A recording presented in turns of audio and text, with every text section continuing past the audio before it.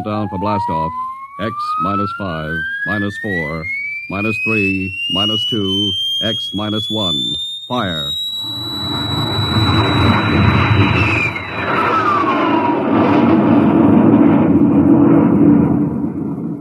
From the far horizons of the unknown come tales of new dimensions in time and space. These are stories of the future, adventures in which you'll live in a million could-be years on 1,000 maybe worlds. The National Broadcasting Company presents X minus 1.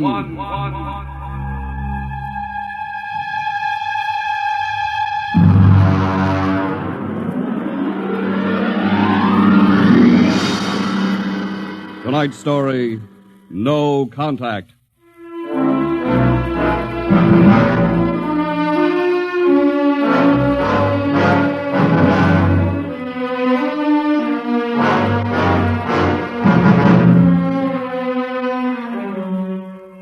It was in the year of 1982 that spacemen first discovered the Great Galactic Barrier.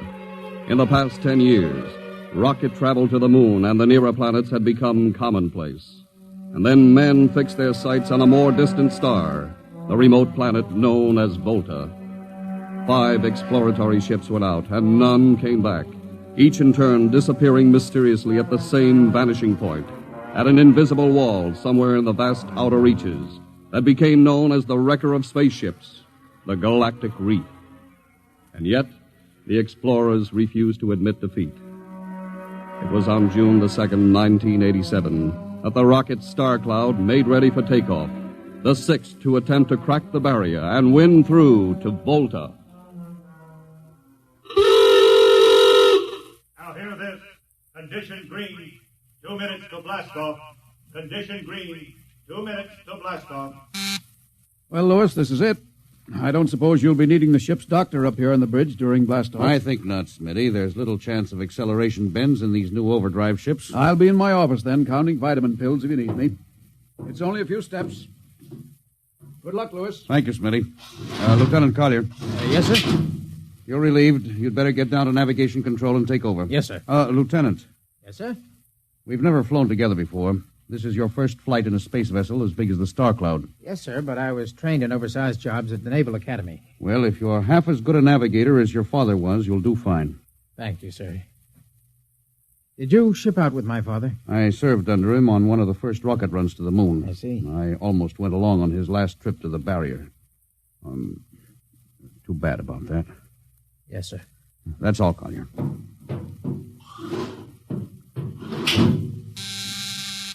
Lieutenant Paulson. Get me the ground control tower on the field. I want to talk to Colonel Harrison. Yes, sir. Go ahead, sir. I patched in the bridge speaker. Colonel Harrison? Yes, Captain? We're standing by for takeoff in 30 seconds. Good. The field's cleared of all personnel. We'll try to reestablish radio contact immediately after takeoff. In any event, there'll be a 24-hour ground monitor. Fine. Good luck. Hope you make it. Thank you. Bridge to navigation control. Nav control, Collier. Ready, Lieutenant? We're ready, Captain. The course is in the integrator for takeoff at 1200 hours. All right. Stand by for blastoff. Bridge to engine room. Fire up your rocket chambers. Take off at exactly 1200 hours. I'll read you off. 20 seconds. 19. 18. 17. 16. Hold it. Revoke all orders. Who turned in that alarm? Paulson, sir. We've uncovered a stowaway. Stowaway, where? Hiding in sickbay. Dr. Smithson found him. Have him brought up to the bridge. Engine room, kill your rockets and stand by. Thorson, this is Colonel Harrison in ground control. What's holding you up? Trouble. What's the matter with you? What's the matter with you? There's a stowaway aboard. Stowaway? Yes, I thought your men were supposed to police this base. What's the matter with you? Captain, take it easy. You know what this delay can do to us, don't you? 1 minute later takeoff can throw us a million miles off course. We'll have to reintegrate the whole works. Well, look, how long do you think it'll take Don't bother for me for a while. I'm busy. Stupid idiot. Captain Clausen? Yes, come in, Smitty. Here's your stowaway. I'll court-martial. Oh, Charlie. Can you use a good radio man, Skipper? Well, I see you two have met. Matt, Skipper and me made 50 trips to the moon together. Didn't we, Skipper? Charlie, if you wanted to come along, why didn't you volunteer? I did, Skipper. They turned me down. Well, what's wrong with you? Acceleration bends. They said my arteries wouldn't stand another trip. Oh, I'm sorry to hear that. But they're wrong, Skipper. I got one more good trip in me. Listen, Skipper, you know that these green kids, they don't know the first thing about space radio operation. Now, you put a man like me on, and I'll be getting you bedtime stories from Mars. Charlie, you know the regulations as well as I do. I can't take you much as I'd like to. Colonel Harrison will murder me for this. Well, I'm sorry, Charlie. I'll have you put aground. I'll tell you what, I'll ask Harrison to put you on as ground radio contact, and it'll seem as if you're right here with us. He won't do it, sir. Well, he'd better. I'll have him busted to corporal for letting you sneak aboard. Look, Charlie, you better be off. Paulison. Yes, sir. I'm sending this man aground. Give him time to clear the launching platform. Yes, sir. So long, Charlie. I'm sorry. Good luck, Skipper. I thought you were going to have him drawn and quartered. If it had been anyone else, I would have, Smitty. But Charlie, well, he's kind of special. He's been with me since my first command when we began the regular run to the moon. And if he wanted to come along this time, well, it's only through loyalty to me. You know, Lewis, I didn't realize it before, but you're almost human. Captain Dawson, Nav Control, Collier. Oh, yes, Lieutenant. How badly are we fouled up? Can you recalculate the course, or shall I cancel the takeoff? I've already plotted a new course on the integrator, sir. If we take off in exactly 30 seconds, we'll need to correct for only a 1-degree deflection. I can do that before we breach the stratosphere. That's quick work. Are you sure? Yes, sir. Positive, sir. All right, Collier. I'm putting it in your hands. We'll blast off on your signal. Bridge to engine room. Prepare to blast off on navigator's signal.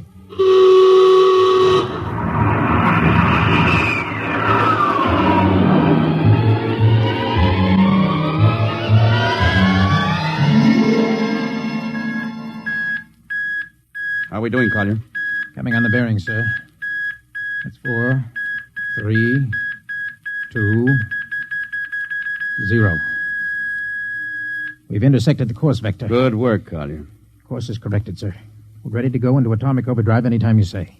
All right. Stand by. Yes, sir. Now hear this. Now hear this. Prepare for maximum acceleration. Bridge to engine room. Kill your rockets. Rockets out. Fire up number 1 cyclotron.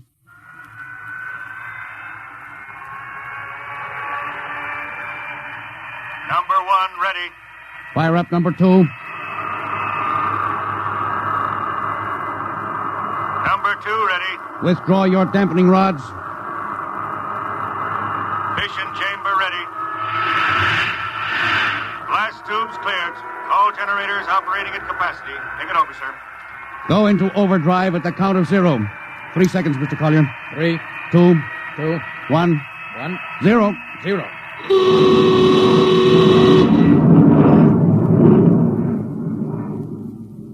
How are we doing, Collier? On course, sir. She's running hot and true. My compliments, Lieutenant. This job would have done your father credit, and he was the best navigation officer I ever saw. Oh, thank you, sir. Start your gyros. Put her on robot control. All right, the bridge is yours, Mr. Collier. If you need me, I'll be in Dr. Smithson's office. Yes, sir.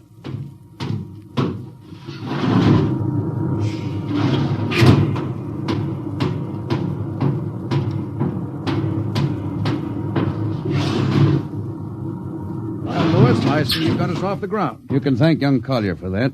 Chip off the old block. You knew his father? As a matter of fact, I knew him very well. First-rate spaceman. Oh, is he the one yes, who... Yes, he was lost in the galactic barrier on the second ship we sent out to Volta. Lewis, just what do you think this galactic barrier is? Oh, your guess is as good as mine, Doc. All I know is that 5 ships have gone into it, and none of them have come back out. You think it's a nit? How about Mestrovic's theory that it's a time warp in space? That the ships reach it and slip into another dimension? I think that's a lot of rubbish. My theory is that the galactic barrier is nothing more than a radioactive layer of some kind. Why do you say that? Well, we know that radar signals bounce off it like they were hitting an invisible glass wall. And we know that it destroys our ships and crews in some way. There's no other logical explanation. What makes you think we can get through it, Lewis? Because we're ready for it. The others weren't. The entire hull of this ship is completely shielded with lead. We can crack through any radioactive cloud ever detected. Besides, we're equipped with some new UHF radio devices that should enable us to maintain radio contact with Earth. Nothing can happen. Absolutely nothing. Now, who are you trying to convince? Myself, I suppose. Lewis, you've had your share of glory. First skipper to reach the moon back in 1962. You could have retired. Why are you risking this trip? 5 ships are missing. Men like Prentice, Margetson, young Collier's father. I'm tired of seeing good men fed into that meat chopper. Then why are we going to Volta? We haven't any choice, Smitty. We're in a race, the kind of race where men and ships are expendable. According to the Interspace Code, the first nation to reach Volta can claim it. Well, personally, I want no part Now, of it. Doc. I'll have to play physician, morale builder, and mother substitute for 112 slightly nervous men. Well, your morale doesn't sound too good, Doc. As morale officer, I can state without fear of contradiction, it is terrible. And something tells me as we approach that galactic barrier, I'm not going to be alone.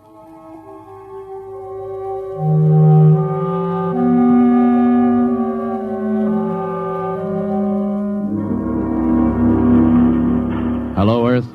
Hello, Earth. Captain Thorson of the Star Cloud calling Earth. Hello, Star Cloud. Hi, Captain. Charlie! Well, I see they haven't court-martialed you yet. No, sir, thanks to you. Well, it's good to hear you. You can read us the funny papers on Sunday morning. Right. How's our signal? Strong. Clear as a bell. Now, here's our log report for Colonel Harrison. You ready? Shoot. June 2nd, 1987. 4 weeks out from Earth. Running true. No radiation. Operation normal. Still making our approach to the galactic barrier. That's all, Charlie. See you later. Good luck, Captain. I sure wish I was with you.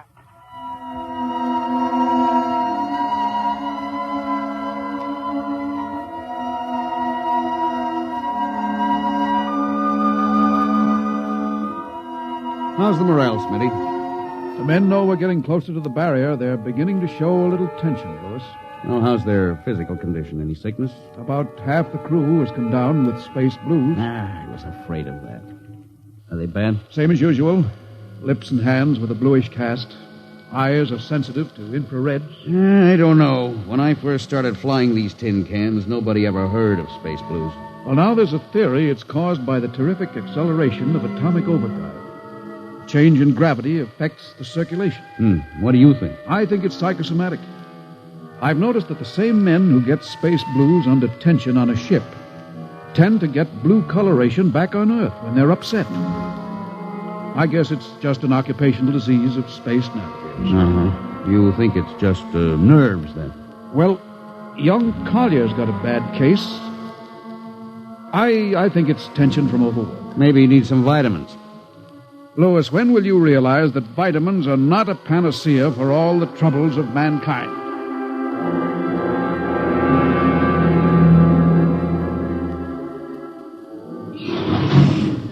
Sir, I understand that you relieved me from duty. Well, Dr. Smithson says you aren't looking very well, Collier. I'm giving you a rest. Sir, I feel perfectly able to continue. Your lips are as blue as Minnetonka. Captain, I'd like to remain at my post. Don't be foolhardy, Lieutenant. I'm not being foolhardy, sir. I have a special, personal reason for wanting this expedition to reach Volta. Your father? Yes, sir. You think he might still be alive? I have to find out what happened, sir. I think I understand. Very well, Collier. Report back to duty.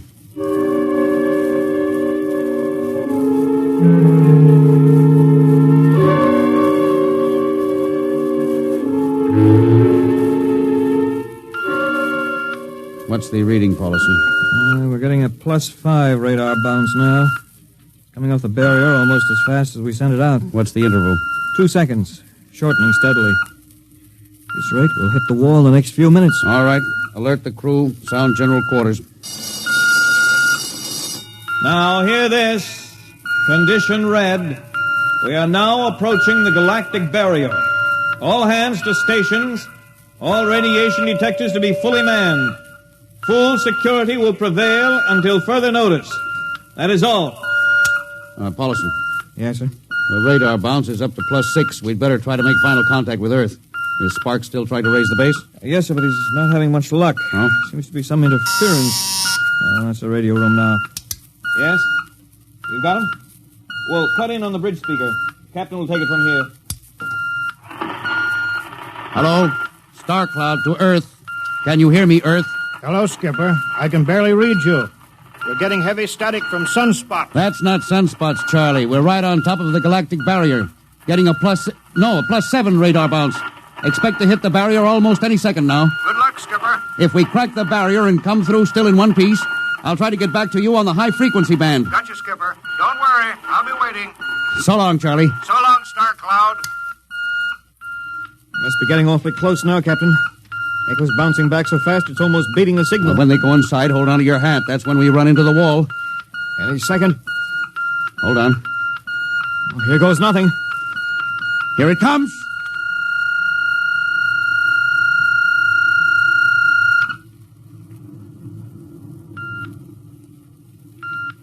Captain, Nothing happened. we made it.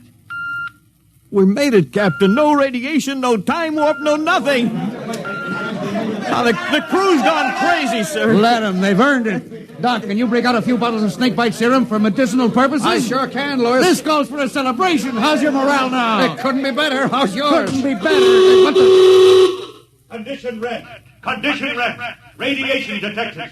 Condition red. Radiation detected. Holy mackerel. Look at the needle on that indicator. Paulison. Yes, I see it, Captain. Picking radiation like crazy. What's it like? Well, it's a strong impulse. What kind? I don't know. It's too long for a cosmic ray, too short for UHF. Whatever it is, sir, the ship is lousy. Well, track it down, triangulate it, and make it fast. I want a directional fix. Yes, sir. Engine room. Yes, sir. We're picking up radioactivity. Is the fission chambers? No leak here, sir. Check your gauges. Nothing here, Captain. Must be coming from outside. Damage control. Is our lead shield leaking radiation? Well, keep at it. Paulison, how are you doing? I've got it fixed, Captain. Well, what is it? Well, I'll have to recheck my figures. Oh, hurry it up. Angle is correct, but Now, come on, man, for Pete's sake. Where's the radiation coming from? Sir, it's coming from inside the ship. That's impossible. No, sir, I've checked it twice. Well, it's got to be the engines, then. If it is, sir, we're finished. Engine room. Yes, sir. That radiation must be in the overdrive pile. No, sir, it isn't here, sir. Are you certain? Yes, sir. All right, keep checking. There's only one thing left to do. Paulison, get a Geiger counter. We're going to start combing this ship inch by inch. Yes, sir. All right, turn it on. Yes, sir. All right. Ready, Captain. We'll check the atomic guns first. Come on. We'll cut through the officers' quarters here to ordnance. Now turn here. Oh, wait a minute, sir. Huh? What is it? The signal's weaker now. Yeah. Let's go back. Hold it. Seems strongest right about here. Doesn't make sense. Whose cabin is this? Lieutenant Collier's. Collier? Oh, he's down in nav control, sir. Oh, try the door. It's not locked, sir. Oh, it's in here, all right. Listen to that counter. Strongest over here. Open that wall cabinet.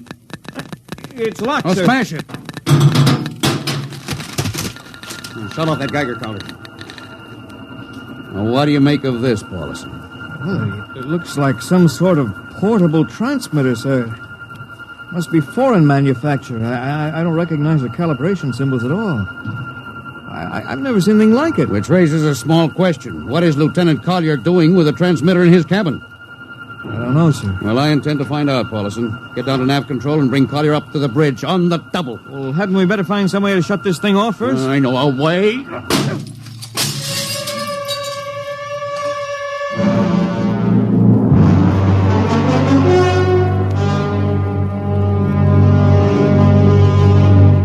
Lieutenant Collier, I'm going to ask a few simple questions, and I want a few simple answers. Yes, sir.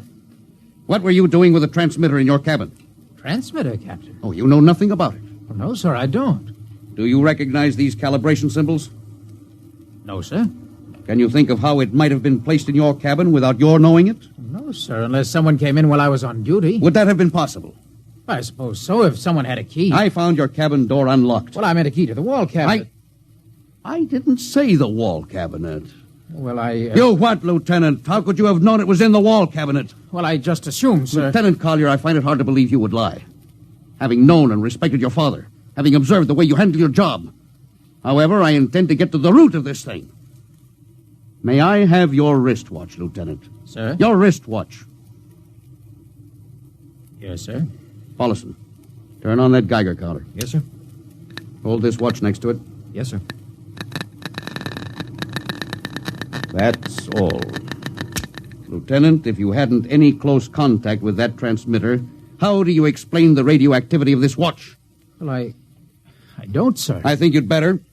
To whom were you sending those signals? Condition red. Condition red. There's your answer, Captain. What is this, Collier? Alien spaceship approaching. Alien spaceship approaching. Collier, who's aboard that ship? All right, now talk! Very well, Captain.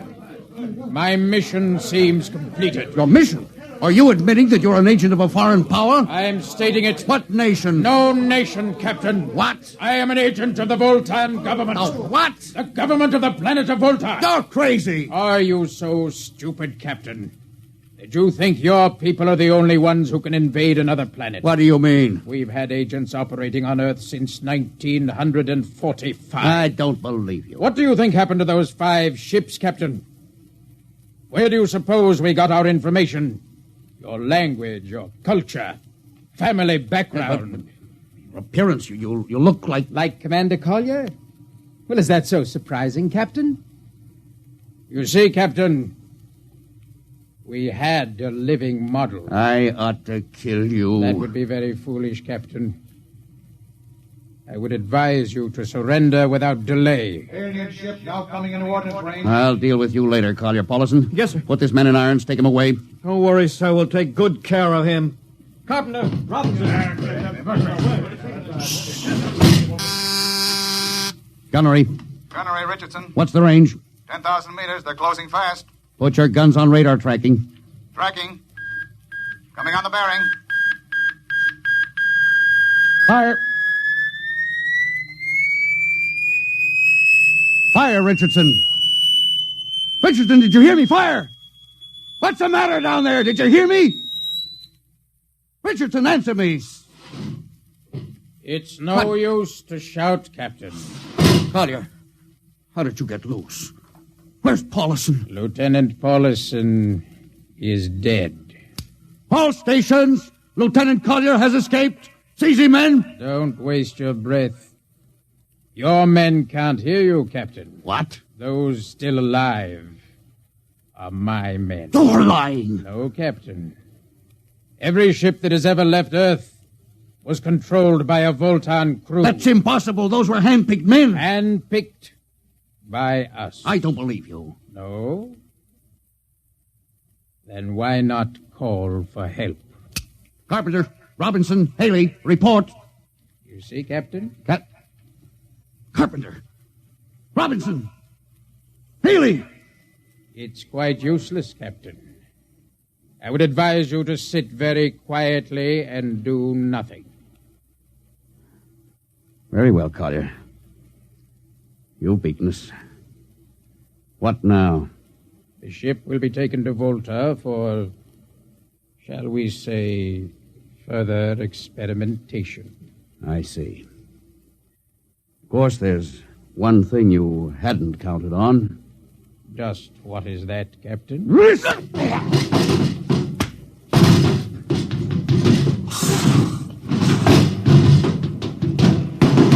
Carpenter! Are you in there, Lieutenant Carpenter? They can't all be dead. There must be one alive. Smitty, Dr. Smithson!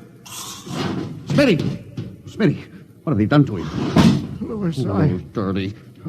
Don't talk. I must lean closer. There's not much time. Louis, space blues. Space blues? What is it, Smitty? What are you trying to tell me? All men with space blues. Voltans. Let me help you. No, Louis. Get message back to Earth. Voltan, 5th column. Watch out for space blues. Smitty. Oh, Smitty. Captain Thorson, you can't hide from us now. Come back to the bridge and surrender, or my men will come and get you.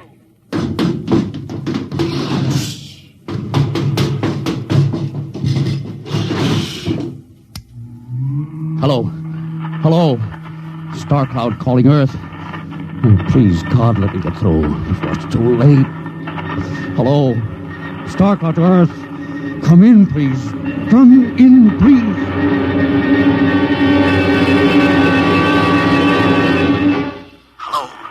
Hello. Star Cloud to Earth.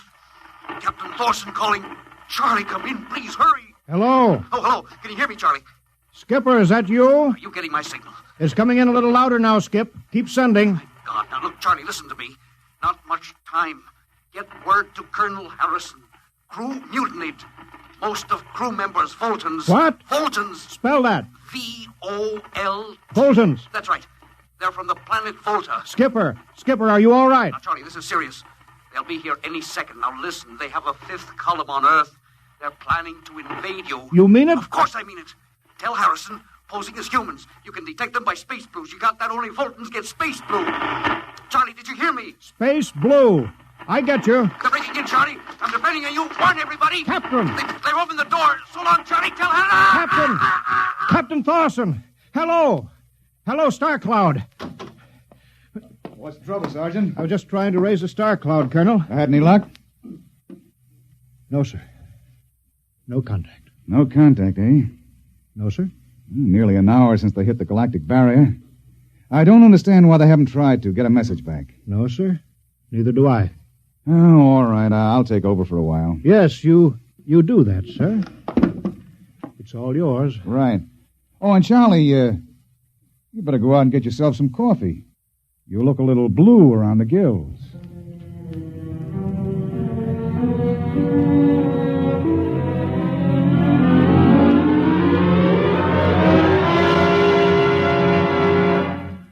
Tonight, X-1 has brought you No Contact, written by George Lefferts from an original story of Lefferts and Ernest Kinoy. Featured in the cast were Louis Van Ruten as Captain, Donald Buca as Collier, Wendell Holmes as Charlie, and Bill Griffiths, Bill Smith, Matt Crowley, and Ken Williams. Your announcer, Don Pardo. X-1 was directed by Fred Way and is a transcribed NBC Radio Network production. And now, next week.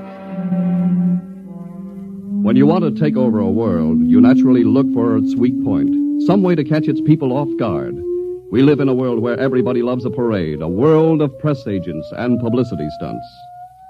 But who would ever dream that invaders from outer space would take advantage of that weakness and actually hire a press agent to advertise their coming? Who would believe it was anything but just another publicity gag? At least, not until the terrible moment when it was already too late.